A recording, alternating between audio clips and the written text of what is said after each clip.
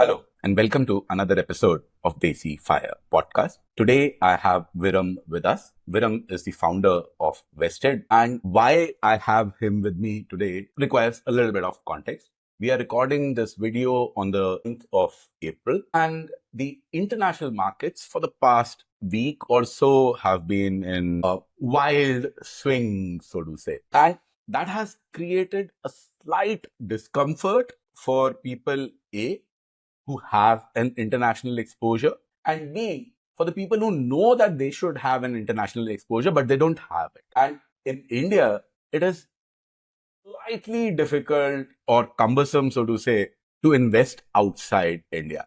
Viram is one of those guys who is solving this problem. How he is solving this problem, we'll talk about that. And before that, we'll also talk about that whether it is even a problem, whether you even need to have that international exposure. So that's the agenda for today. So that being said, welcome Viram. Welcome to the show. Thanks, Ravi. It's great to be here. Thanks for having me. So I'll just begin with, can you just briefly tell me a little bit about yourself, why you started Vested, and what exactly does Vested do? Yeah, so I am a Mumbai born and brought up kid, and I've always been here and currently based here as well.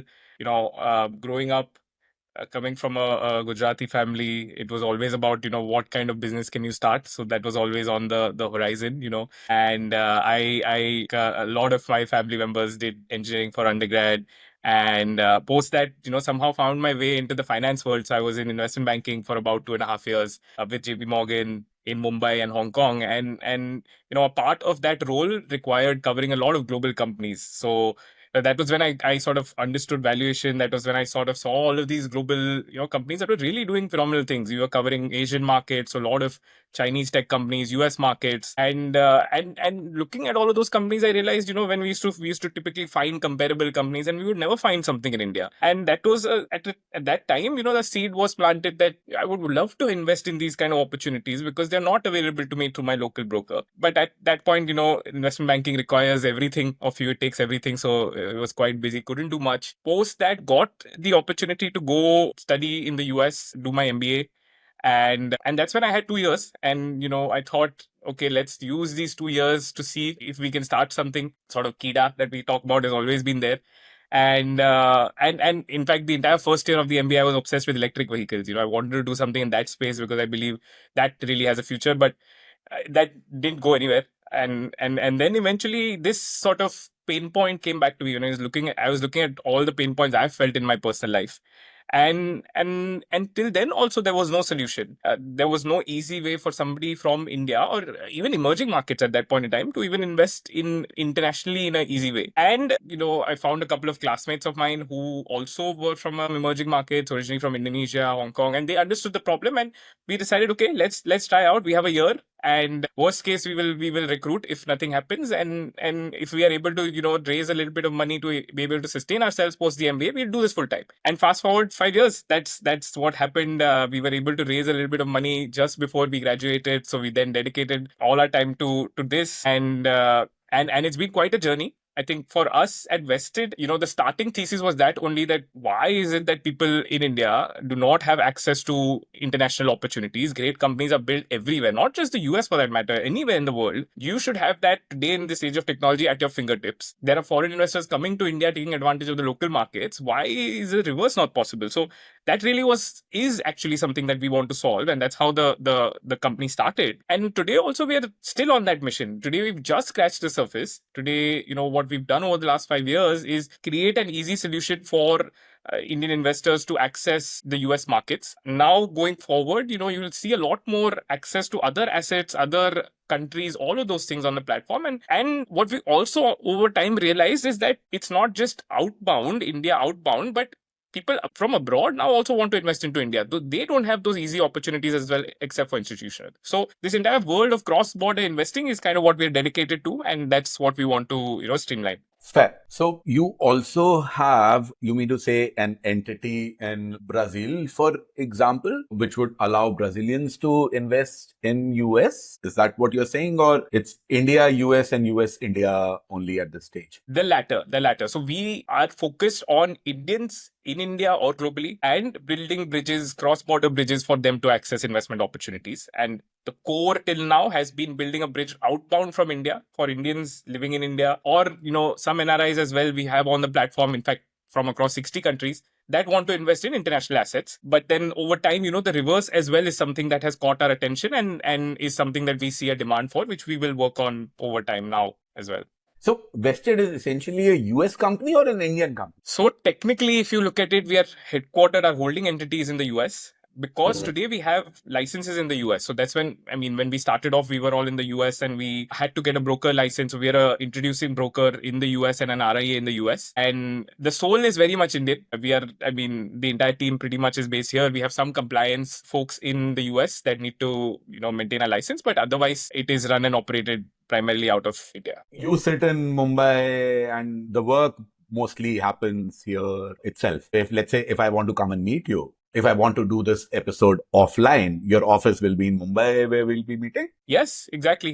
So we have offices in Mumbai, Bangalore, and now NCR as well. In NCR as well. Okay. So I think NCR would be easier, man. Let me know you are in Gurgaon or something next time. Where in NCR? In Noida. Noida from Jaipur comes to the other end. Actually, my sister lives in Gurgaon. So I often go till Gurgaon and then come back.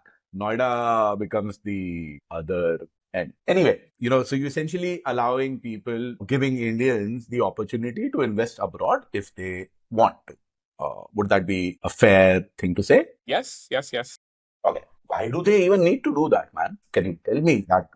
You have an opportunity to invest in Apple, for example. Fine. Yeah. You made that possible. But, it's not, there are enough opportunities, available in India, so to say. Yes, you might not have an opportunity which is a particular tech play on a particular role or something like that. But I don't really think that a lot of investors would be looking specifically to target some specific play that a company is doing. At the end of the day, most of the investing is probably for making more money. And when it comes to making more money, if you're targeting opportunities, there are enough opportunities in India itself.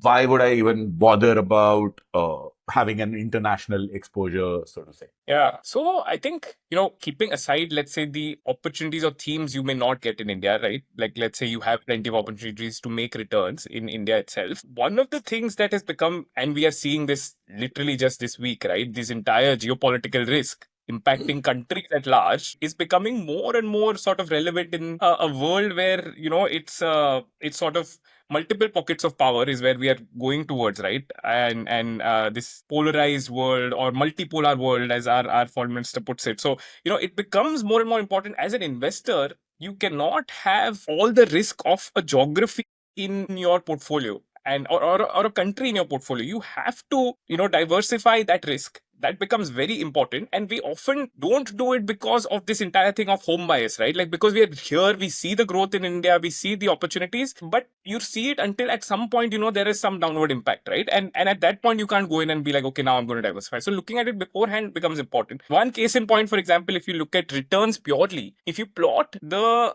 stock market returns over the last 10 years of countries and look at, okay, what are the top 5 countries that gave the highest returns? Every year that is different.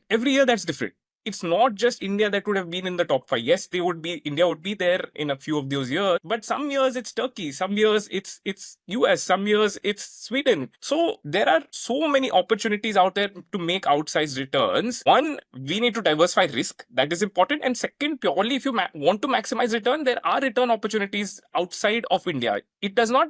So today, because we provide access to the US stock market, a common myth is that, okay, this is associated with the US economy and that things happening in the US will impact my portfolio. But the US actually being a function being a function of being the largest stock market in the world gives you the opportunity to invest worldwide. You have ETFs there or funds basically that allow you to access, any market, any country pretty much in the world. If you have a view on a particular country, you then have a lot of companies that directly listed there, right? Like, for example, Make My Trip from India listed there, a lot of Chinese companies listed there, a lot of European companies listed there, right? So you have directly listed companies because they have been the most liquid market or the most deep market. A lot of companies ended up listing. The third is you also have these depository receipts. So today, if you want exposure to Louis Vuitton, for example, if you want a premium, or if you want exposure to Adidas, which is listed in Europe, but you will get access to that in through the US market. So treating it as a window to the world and creating a global strategy, I think is very important in today's world. And that is why I feel,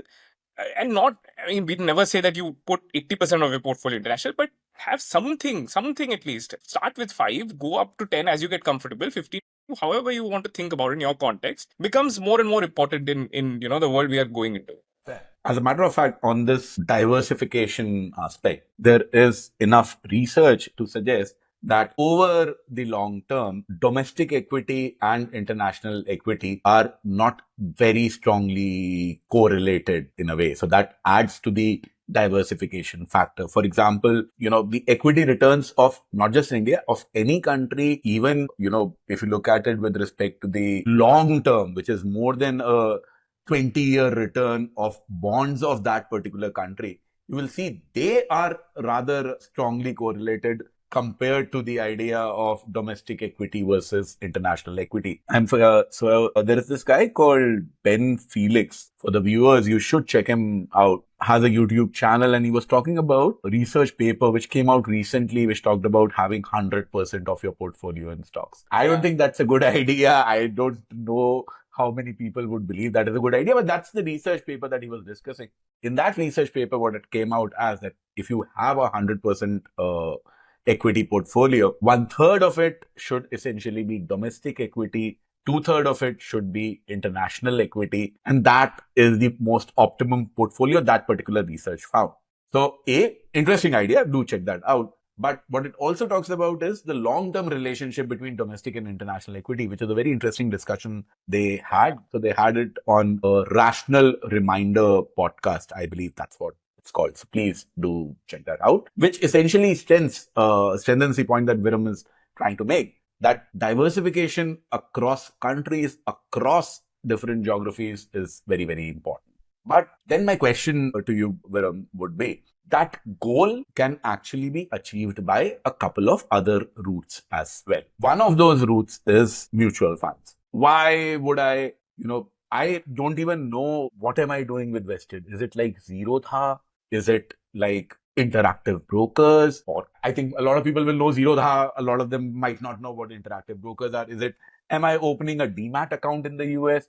So there is a little bit of an unknown thing there. I, honestly speaking, haven't used it, so I don't really know much. So please do educate us about that part first. And then I would like to also, sort of compare fine here. Why is it better or worse or similar or even different than the mutual fund route that exists? Yeah, we have to firstly get your account to be open after this conversation and then get it started. But basically, what that will happen, man, because the reason that will happen is I've explored the mutual fund route and it's pissing me off right now. I will also talk about why the mutual funds are pissing me off right now, probably later in the conversation when you give your perspective on the entire thing. I have a couple of pretty shitty stories to share about the international investing via Indian mutual fund route. So please go ahead. Yeah.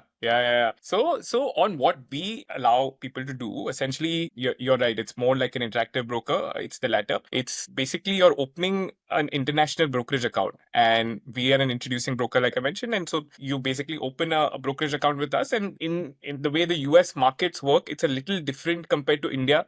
So in India, you have the depository, the NSDL, CDSL model. The US actually has a custodian model wherein you don't have a separate individual depository. It's the underlying broker itself that opens an account, and then they hold the entire account at a custodian. So custodian, maybe, it's these like, so Citibanks, these banks, or hold on. You need to dumb it down, slow it down much more, man. I don't know all this shit. Please, let's simplify this. So, okay, yes. Simplest version is that you're opening an international brokerage account. That's the simplest version. You load money into it. in dollars, and then you invest. So that's the simplest version. The underlying structure is just a little different, and that was kind of what I was alluding to, wherein the First of broker all, is please the explain what happens in India. I don't really know very well what happens in India, and I don't really know what happens in the US. And then perhaps, I can understand the difference. yeah. So in India, I essentially, when you're might look smart, but I am not. So please don't make that assumption. this is all very new, and we keep getting these questions, and it's a sort of cycle for people to understand. So basically in India, you open this demat account, right? A dematerialized account which is held with these CDSL and SDLs, which has nothing to do with the broker. Tomorrow, if the broker is also not there, your account is there. Okay. So Zerodha is the broker here, for example, and CDSL is where my shares are held in dematerialization format. Is that Correct. correct? Exactly. So Okay. basically, the Indian broker is facilitating opening an account at the demat sort of holder, right? Which is Okay. CDSL or NL. Okay. And versus in the US, there is no CDSL and SDL. You are only opening your account with the broker. That's it. There is no demat concept only as such, because Okay. this was an age-old sort of system that has been working in the US. The Indian system actually, I feel, is much more robust. But now it is what it is. There it's worked and it's a big enough market. But so you open a brokerage account with the broker. That's it. That's the concept. It's the difference. Open a demat account, open a brokerage account. That's the core difference. But Okay. now, once the account is opened, you essentially, the same way in India, you load money into it, you load money here. The only difference is that you cannot load money in rupees, right? Because this is a dollar denominated account. Hmm. And therein comes this entire concept of a remittance, which is a cross border money transfer. Cross border any money transfer is regulated by the RBI in India. And so now the RBI in, I think, 2008, if I'm not wrong, came up with these regulations around, okay, what can an Indian resident send money for? How much can they send on a yearly basis? And that has since evolved. Now, today, where we stand, they have said that, okay, you can remit up to $250,000, so $2.5 lakh a year. And you can do these XYZ things, including payments for education, payment for travel, including investments in public equities, investments in funds abroad, right? So now that is very clearly defined. Your bank would know it. You probably, if you're starting off first time, you may not have heard of this ever unless you've sent money abroad. But once you start, you'll get very familiar with it. What we have done is we've made the process very seamless, where we partner with the bank and take away a lot of this headache. When we started off, you won't believe it, in 2019, when we started off, you had to fill up a 5-page form to send money into your vested account. Some of our early customers, we had started, I remember, in the monsoon of Mumbai, and we were running around getting these forms from all these people trying to send, $5,000 into the US. From that to today, it's a three-step process on the platform, where if you have a bank account with the likes of HDFC, we have done an integration with them. You just put in, okay, I want to send 50,000 rupees. Everything on the back end is taken care of. You put in an OTP, and then the transaction is initiated. That will get converted to dollars at a certain rate, and then that dollar is deposited in your account, which is a brokerage account. Now, once that money is in, you basically can keep buying and selling whatever you want. You don't necessarily need to withdraw it. You keep it there. Once you're done with your investing, you want to bring the money back in local currency, you place a withdrawal request. More or less, that's the process. Now, coming to part, I can answer part B, or if you want to go deeper No, into no, no. this I have first, we multiple questions on till here. I was waiting. So let's keep the mutual fund comparison a little later. So first of all, when I'm opening an account on Vested, I'm transferring and loading money into it. You said I can upload up to in a year, Government of India allows $250,000, which is roughly 2.5 crore rupees, somewhere in that range. yes. So what is the amount that I can upload on Vested, and how are you going to verify that, I uploaded to 1.7 crores here. There is another account that I have with, I don't know, Interactive Brokers or any other person Yeah. providing a very similar service, and I uploaded 1.5 crores there. How do you verify that? Yeah, so good question. So it's not on us to verify it. So the bank, every time you send a remittance, does that verification, which is why the money transfer process is not instant. So you raise a request, then somebody at the bank, they have a centralized portal from the RBI that allows them to check. So they will put your PAN number in. They will see, oh, Ravi has made this transfer, 1.7 crores till now. He can do this much. If you exceed that, they will reject the transaction. if you are within the limit, they will approve it and then the money gets set. So there is a bit of a lag in when you raise the transaction and when the money gets credited. Okay. Yeah, say for example, on Zerodha, what happens is I add money, it's UPI, it's instantly credited. Yeah. Typically, how long would it take, if I'm doing it on vested and let's say I'm staying under that 2 crore limit? Yeah. So we have, worked with the banks a lot to try and make this as seamless as possible. Today, the way it is that if you initiate it before 3 p.m., so 3 p.m. is a cutoff on a daily basis. Before 3 p.m., the money comes in by 8 p.m. IST once the US markets open. If you do it after 3 p.m., they will come in the next day at 8 p.m. IST. Understood. Understood. So pretty, these are very clear, well-defined tax which Yes. exist. So if I'm putting in at, 2:30 and if it is not coming in by 8 p.m. in my account, then I need to be raising a complaint or something. I should not wait Correct. or something. No, it should be there by evening. It should be there. Fair. What is the maximum amount that I can add via vested in one go? You can do 250,000. So, we have customers who on 30th March, they have not done any remittance, might do straight up 250,000 deposit into the account. Then when you deploy it, it's up to you. But your limit gets reset every 31st March. So can I, potentially speaking, in India, I don't really, buy dollars and keep dollars in my house. That's illegal. What you're telling me is if I do this route, I don't want to invest.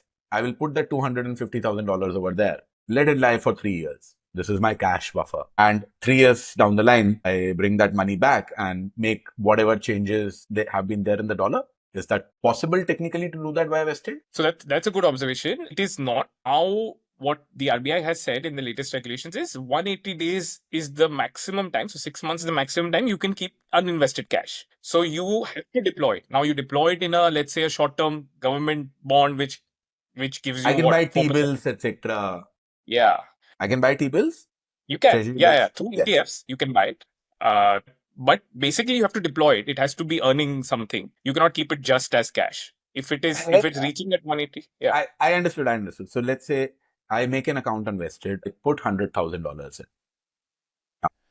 Now, on that $100,000, I am assuming US Treasury bills would be the safest possible option, or is there any other safer option than that? Can you please tell me? What is the As of safest? that is the least riskiest asset today in the world. Yes. So I buy the treasury bills, keep it in treasury bills for 15 years and pick that out when my kid is going to college and give him that money. Is that theoretically possible? Yeah, very much. So, a lot of people actually are thinking about when they invest through vested from along these lines, right? Because they're sending their kid abroad in 5 years, they're building a corpus. It depends. Now, if it's 10 years away, you can take more risk, put it more in equity. Over time, just put it, by the time your goal is come, you put it all in, let's say, treasury bills. And yeah, you can do that. No, and see that what to do exactly is a different. I'm asking that this is theoretically possible that I can Yes. put the money there and it just stays in T-bill. So I can consider this thing as a US savings account as well, which probably gives me, because T-bills, etc. are also giving, what our Indian saving bank account end up giving sometimes these days. There have Yeah. been So the smart ones know that. Exactly. periods for that. So that's one thing. The other question that I have is, fine, I did this. I put it in T-bills, I put it in stocks, I buy and sell, make transactions, I trade every day, whatever I do. All of those things will have some sort of tax implications and transaction costs, which will be involved. As a matter of fact, even the first $100,000 that I'm sending, even that I assume will have some costs associated with it. Yeah. Can you tell me about the cost structure for something like this, and then the taxation? How does that work? Yeah. So, over time now, we have been able to simplify the costs as much as possible. And now it's pretty clear there are two costs you will pay when you're investing. One is, like you rightly pointed out, the foreign exchange. Every time you're loading money and withdrawing money, one should look at, it will cost you about 1 to 1.5% to load in FX fees. Earlier, there used to be 1,000 rupee fixed fee also. Every time you do a transaction, the bank would charge you. But where we have partnerships with banks, we have negotiated that, we sort of become a wholesaler. So our customers don't get charged fixed fee. more or less you should take 1 to 1.5% when you're loading as FX fees. The same will be there when you're withdrawing back. So 2 to 3% is FX fees. While we will work towards reducing it over time, globally also, as much as you reduce it in like all these US Euro kind of corridors, it in this range it will stay. Like it'll stay around 1%, maybe lesser. Bitcoin. Or stable coin or whatever. That world would be exciting for And this. that's where. So, okay, first of all, why is it variable, man? Why isn't it 1% or 1.08% or 1.15%? How come there is 1.5 is a significant range? So it Varies by bank to bank or depends on the amount. How does that get decided? bank to bank, back to bank. So that's why I'm giving a range. It depends on which bank gives better rates and which bank doesn't give better rates. But yeah. Which one gives best rates? Say that, I'll use that. In So your I mean today, experience, what are some good banks? Ki, acha, haan, if you want to do this, see, opening a savings account, I'm talking about, say, for example, I'm talking about, let's say, $50,000 that I'm trying to send. Now, at $50,000, I'll go and open a bank account if, there is yeah. this thing exists. So, can you give me a couple of banks which tend to be cheaper in this? Yeah. So today, HDFC and SBI, I think, are the two cheapest that one could utilize if they have accounts. And one of the things that you can also do is, let's say, if you're doing a big remittance, you can call up your RM and tell them, ki, meko, give me a lower rate. And sometimes that also works out. But it will not go below 1%. Matlab 1% is like the max. What's 1.5 is the optimization, because if you have to do it over the long term repeatedly, these costs add up. To be really honest, if you think about it, I am primarily a mutual fund investor. Mutual funds have those regular funds and direct funds. That's essentially what the difference between the two of them exists. So how is ICICI for this? Because ICICI is my main account. So we are trying to get the rates lower. They are a little bit expensive. I think around 1.6%, if I'm not wrong. But we're trying to get them in a Everything, man. ICICI, if someone from ICICI is listening, you don't really have good credit cards. And this is not a comment on what Viram says. I am taking full responsibility as a customer. He has nothing to do with this. You guys don't really have good credit cards. Your wealth management RM quality has dropped significantly. Even the basic features of your mobile app have not been updated in the last 4 years. And then the Forex bit is also on the expensive side. So please work a little bit harder. I'm not just a customer, I'm also a shareholder. Please take care of that. Coming back to it, so this is the Forex cost of both sending and coming back. But I can keep the money over there. Now, let's say even if I invested in Apple, doubled my money, I can sell that and I can keep the money with vested. I'm not forced to take out that money, because in India, in Zerodha, I have seen sometimes that they send the money back as well, that they cannot keep the money. Yeah. So something like that exists. Any such issues with vested? No, that's what. So you can keep it, and so that cost of like let's say 2 to 3% gets spread out of 4 or 5 years, where you would buy, sell, buy, sell. I mean, you're not going to just come in and sell and then withdraw, right? That's typically not what we have seen. So it's reasonable. And with rupee depreciation, which is on that topic, but that kind of helps offset this cost in a way. So that's one. The second is brokerage. So we have two plans. So we charge in one we charge 0.25%, and it's a cap brokerage. So you would pay a maximum of $30 when you invest. And so this is for larger trades. I mean, not for smaller trades like 1,000, 2,000 will not. It won't make a difference. And if you take a premium plan, it is 0.15%. So 0.15%. So these are the only two costs that now there is no STT, there's no nothing else. It's clear these are the two costs that one will have to pay. Now, people who are willing to do this are usually okay, accept this is part of the ecosystem, because you in the US clearing and all of those things, like basically working in the US with brokerage counterparties are expensive. So for us to build a sustainable business, there are some costs that we have to keep. Okay. So let me take another example, so to say. So if I'm transferring, say, $50,000, 1%, so around, let's say $600 goes in this thing, brokerage. Sorry, not brokerage. The Forex cost is around $600. And then I buy S&P 500 ETF, which will probably be what? Those guys charge around what? They have very low cost, right? 5-6 basis points for that. Yeah, correct. 4 and 5 now, though. 4-5 basis points. And at $50,000, would you recommend me to take the 0.25 plan or the 0.15 plan? And I plan to do that in a large number of transactions. I'm not going to do one Correct. transaction of 50. I'll probably make $50,000 transactions. Got it. I mean, if you're doing one, I would definitely recommend the higher plan because you will eventually save a lot more than you will sort of have to pay for the subscription. It costs 4,500 rupees today, the annual fees for that. Right. And if yeah, I mean, if you do larger transactions, then you will benefit from the max cap being there. But if you're doing smaller, then the benefit is not as much. And so the 0.25 plan is 4,500 a year, a month. 0.25 is free. 0.15 is 4,500 a year. 0.25 is free, 0.15. Acha. So if that is the case, I'll just put it on an Excel and see Correct. which one makes sense. Can I take a Correct. monthly plan?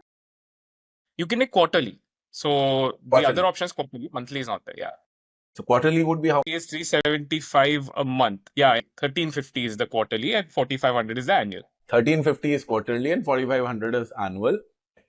The costs are not really that much. It depends upon in how many tranches and how many transactions you are doing. Correct.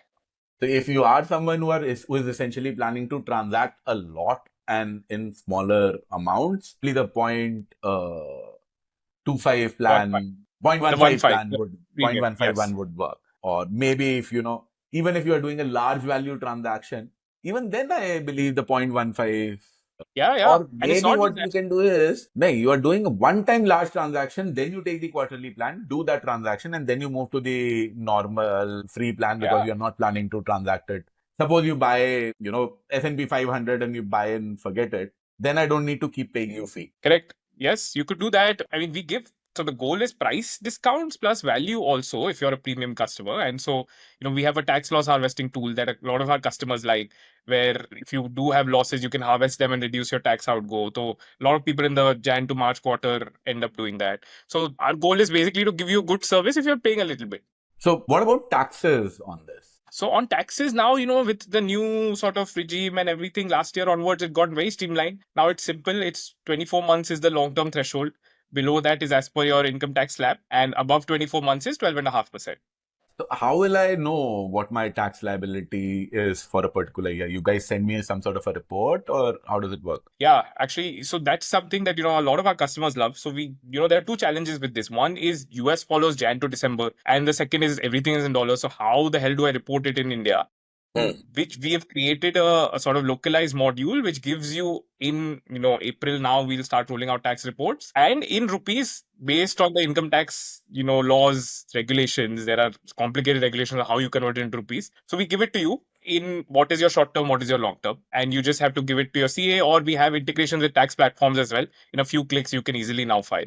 So which category would I put? So you will give me what? You will give me your short-term capital gain in equity, or what category would this fall into? This basically it falls into law. So foreign is separate. Not Indian equities is the 12-month threshold, right? This is as per sort of debt funds or equivalent to unlisted shares as well. The same category.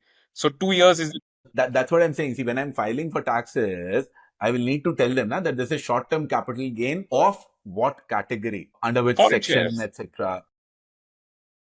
Under You'll foreign have this shares. information on the website, right? How to file taxes for this. Yeah. So exactly everything. Basically all the information you need, all the forms you need, I just give it to you. You can just go ahead and give it to a CA, or you can do it yourself also. It's pretty straightforward now. No, I do have a CA. मैं तो शादी कर लिया था उससे, so वो लोडने के लिए. So, but because of that, I am that becomes a problem now. I like trying new platforms and new things. So I have invested in some pretty shady stuff like, some weird bond somewhere, some MLD, some random NCT just to try out. I'm forgetting the name of the platform. I think it was called Legal Pay. I got Oh the yeah. money from it, which what it does is it does some sort of legal financing, etc. I've Yeah. invested in Grip Invest, which you want to open a kitchen and they'll do asset leasing and stuff like that. So I did Yeah. a lot of that. And eventually, when this money started coming back, that's when the tax implications of those issues started coming in. Yeah. And March 2023 was not a very comfortable time in the Handa household because of that. कहाँ का पैसा है, कौन सा आ रहा है, कौन लगाया, कौन सा टैक्स लगेगा, तो बहुत कलेश हुए थे उस टाइम पे. But part of life. So that's why uh, while the argument that you should invest in international is valid, this is one of the fears that I have is I might end up paying too much as a cost, which you are saying will end up being definitely under 2% everything combined in most cases. Yeah.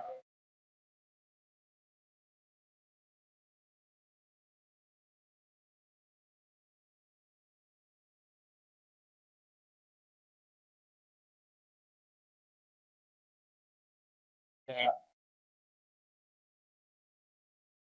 Or are there any other transaction costs which I need to pay? Suppose I want to invest this money in Apple, other than the forex and the brokerage 0.15, 0.25 that I'm giving to you. Anything else that I need to be worried about in costs? No, no, that's it. It's pretty simple. These are the only two things. Okay. Then the taxes, you will tell me at the end of the year that this is what your liability comes out to be. But Correct. taxes will not be only on buying and selling. Now, there could be other products that I have taken which give me dividends or which give me yield and all of that. How does that get taxed? Yeah. So dividends basically has a withholding in the US. 25% of your dividends get withheld. Now there is a double tax avoidance agreement between the US and India where you can take credit for it in India if you want. There is this Form 67 that you have to file. But I mean, it's unless your dividends amounts are significant, whether you want to go through that or just consider it as a tax and move on. I mean, practically, it's up to the individual. We have seen both. I didn't understand. Can you elaborate on this a little bit? Right. So let's say now you invested and you got $100 of dividends. Now 25. So only you will get 75 credited into your brokerage account. 25 will be withheld as tax in the US only. Okay. Now, when you're filing your taxes in India, you can tell the income tax department that I have on this dividend already paid $25 tax, so I don't need to pay further tax. To do that requires a form, There's additional form, 25% dividend tax in the US. 25% withholding. Oh, let's say your income tax slab in India is below 25%, for example, Okay. then you will not get credit. The government's not going to give you money back for what you've paid. But they will say that, okay, if your income tax slab is 30% and you have already paid 25%, we will take that as credit and baki 5% you pay. Understood. So, uh, नहीं वो मेरे लिए it becomes a little bit of a problem because I'm no longer in the 30% slab rate income. Fair. It's sort of a, would it be fair to say it's some sort of a TDS which your employer yeah, collects in India? In case your employer cuts extra TDS, you can always claim it back and you get an income tax refund. In this case, what you're saying is you will not get this refund part correct. of it if your tax liability is lesser than Yeah, that. that's a good way to put it. Fair. And then what about the capital gains? Is there some sort of a TDS that they will keep in that also? No, there's nothing there. It's up to you. You have to basically disclose, according to the Indian regulations. Okay. Nothing in the US. Okay. So then comes the other aspect that, this is one particular way of doing it.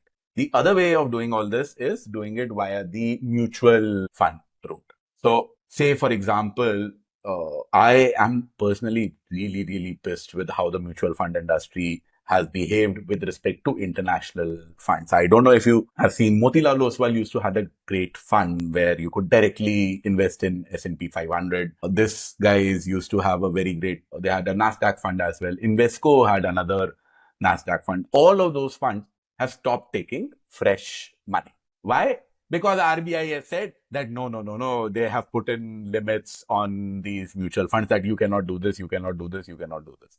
And because of that, what has happened is people like me who wanted to have an international exposure via the mutual fund route no longer have that as an option.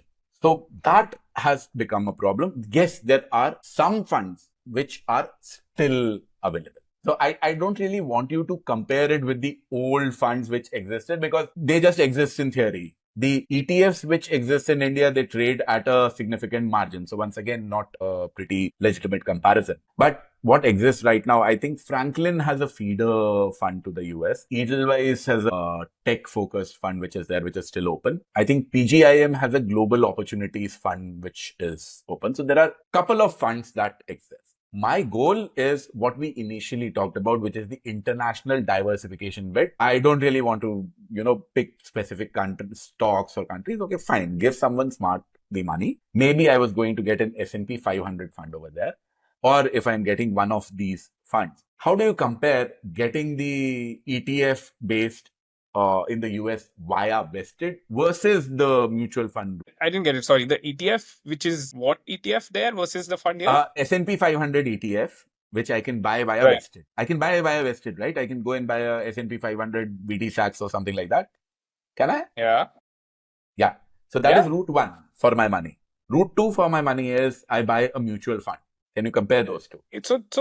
An ETF and a mutual fund fundamentally are like may want to compare an S&P or a Nasdaq 100 ETF in India versus a Nasdaq 100 ETF in the US, right? And where I think you pointed out there are certain premiums or discounts that are happening in India because of the limits, because of the markets in India being open at a certain point versus the US being open at another point in the day. So Correct. it does Correct. tend to trade at a premium or discount. It doesn't track the underlying return as much or as closely as it should. And that's why in the same ETF, if you invest it directly, you will track it the way it should be with a very low expense ratio. Now, if you compare a mutual fund, which gives you an opportunity from here to invest into other sort of countries, I think that's a good enough option if somebody's looking to just get started. I think if you look at the direct route, it like anything in India as well, if you do a mutual fund versus a sort of a brokerage account, it gives you the direct route, or the brokerage account gives you more flexibility. You can do a lot more if you have conviction on certain things. You can take high bets on that. Absolutely, absolutely. See, but what happens is when I'm doing this in India, the brokerage costs are actually lower than the index fund and the cost that a mutual fund has. The mutual funds that I am talking about, they typically end up costing anywhere from zero point 0.5 to 1.1 is the range for the 3, 4 funds that I've talked about. Say Franklin, I'm pretty sure because Franklin is the one that I was investigating and I've not really taken a call whether I'll invest in that or not. But the Franklin Fund, the US Opportunities Feeder, something like that it is called, the cost was 0.55%. That's 55 basis points. If I'm taking your route, A, the Forex cost is there, and B, vested cost is there. And then C, finally, that insignificant, but there is a certain amount of ETF cost which also exists. On the other hand, if I'm taking this mutual fund route, what it essentially does is it is buying that same ETF only that you would be probably, which I would probably be buying via the vested route.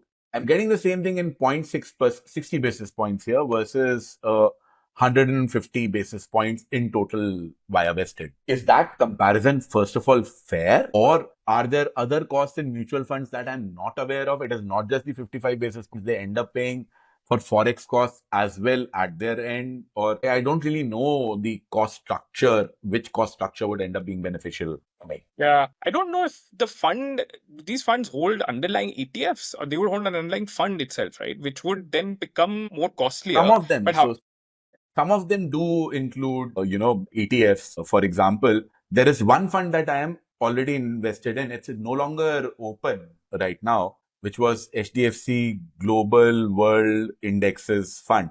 That had a ton of ETFs. I can just check that. And this Franklin Fund as well, Franklin India Feed. Yeah. So I'm just reading it from the online part. Franklin India Feeder Franklin US Opportunities Fund. This is the fund which I'm talking about, and it just owns, I don't know, man. It has Franklin U Fund. I don't really know what exactly that particular fund holds. I'm looking at the World Indexes Fund. Yeah. So the World Indexes Fund from HDFC, which I actually have, is so that has a Lux Europe USD Foreign MF, that has USA NSL UCITS ETF. So these are the 70-80%. So they do end up holding ETFs and not necessarily individual stocks, or they might end up holding some fund over there. Yeah, Or you would I not mean, I know think how the cost for that works. That's I think also these are a not fair enough answer. bad. Yeah, these are not bad options. I think just one would need to, you look at how much time you're going to hold it, add up the costs for a fund. Let's say if it's 1% here in India, so 3 years is 3%, and look at what you're going to do internationally, knowing the costs. And if it's equivalent, then these funds are also good options. It really depends on what one wants to do and the flexibility they want. I think I've taken up a lot of your time, and now I will just ask a couple of tactical questions. Boss, how do I open my account? what is the minimum amount of money that you recommend that I open an account with? I know I can do it with $250,000 is the upper limit. But what is it that you recommend that I do it with? And what all documentation, what all would you need from me? A, as an individual account opener, and B, I have a private limited company. If I want to open a demat account or brokerage account or whatever you call it for a corporate, a private limited in India, what all do I need for that? So corporates cannot really invest. The LRS is available to resident Indians only. Okay. Corporates can go through the gift city route, and that's separate, or publicly listed corporates can invest. But individuals that want to invest under LRS, that's for them. And to get started, it's simple. You just have to download the app or go to the website, go through a KYC process to open the brokerage account, and then transfer funds, like I mentioned earlier, through the platform, or you can directly, if you want to do it through the bank, you can do that as well. And to get started, honestly, maybe $1,000 if you want to start feeling how it goes. Like what we see is people start with that and then build up their portfolios over time. So yeah, it's pretty straightforward now, and tax reporting is pretty straightforward, which again I highly recommend everybody does. And yeah, that's about it. Okay. So, if instead of $1,000, let's say if I do $5,000 bulk discount or something, or forex rates, when I go to negotiate with my RM, will he negotiate at $1,000 or a $5,000 or $10,000? Because, when can I call him up and not just say, take the default rate which is offered? What's your typical experience has been in that? Honestly, I, I don't know. I don't know. I haven't tried it. Okay. It's sort of overall the No, you did relationship and mention when we were talking a little while earlier, कि अच्छा हाँ आप RM से बात कर. you could try it. That's what you could try it, but I don't know how. There is no formula, I think, for banks or RF.